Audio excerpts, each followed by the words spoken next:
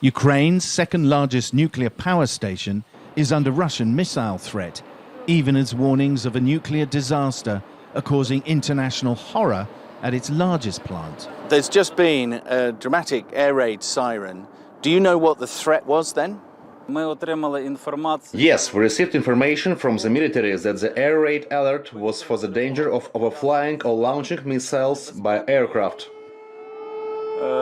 Прольоту чи запуску ракет шляхом. Can we carry on or do we have to go down again? There are planes over Crimea with guided missiles on board. Nobody knows where they will fly. Let's go.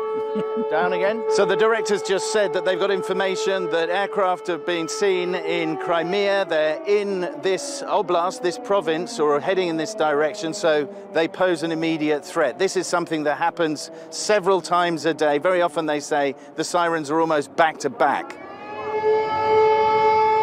The director is told that the Russian aircraft crossing the Dnieper have fired missiles. Ukraine's military are tracking them, trying to figure out if his nuclear power station is the target. Welcome. This monitor shows that background radiation remains normal. Working in this bunker has become a new normal for the teams running the South Ukraine nuclear power plant. The maintenance of Ukraine's 4 power plants and 15 nuclear reactors is stressed. Part of the factory that produced spare parts were bombed by Russian army. That is, at the moment, there is nowhere to make some types of spare parts. And Russia has stored army trucks in Zaporizhia's turbine hall. It's identical to South Ukraine's turbine. Both use highly explosive nitrogen as a coolant. Fire here could be disastrous, and Russia is accused of shelling the plant, which it denies.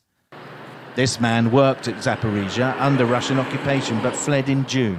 The Russians shoot at the territory of the plant, where the storage facility for solid waste is, where the dry storage facility for nuclear fuel is.